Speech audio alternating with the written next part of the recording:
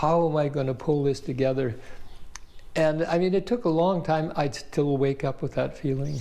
It's been 10 years, but every June, Neil Liskey, an artist who has lived in the Calgary community of Bowness for 40 years, finds himself going back in time. That's because he lived through one of the worst natural disasters in Canadian history, in one of the areas hardest hit by the 2013 Calgary flood.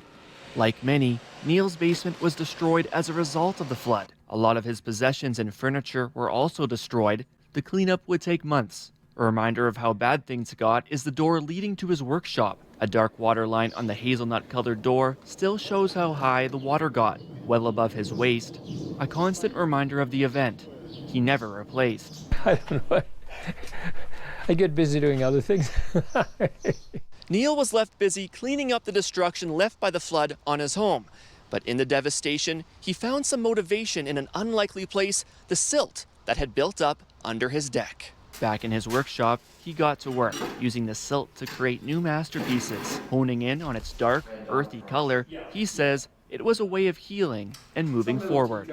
It was kind of exciting that other people that went through also could relate to it. You know, because I made little teacups, and I gave them people up and down the street that I knew. So, but yeah, the effect of the flood, I still wake up with that depressed feeling that I had coming back. And I stayed at a friend's place, and I'd get up in the morning, and I just had this desperate kind of or just feeling that, how am I going to pull this together? And I mean, it took a long time. I'd still wake up with that feeling. And it's really indicative of, you can hear about people going through really hard things, and you sympathize with them and everything, but unless you really experience it yourself, you really can't know the extent of it.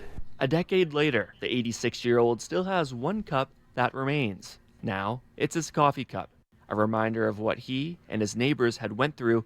It's allowed him to move forward with his life and focus on what's next. It's 10 years ago.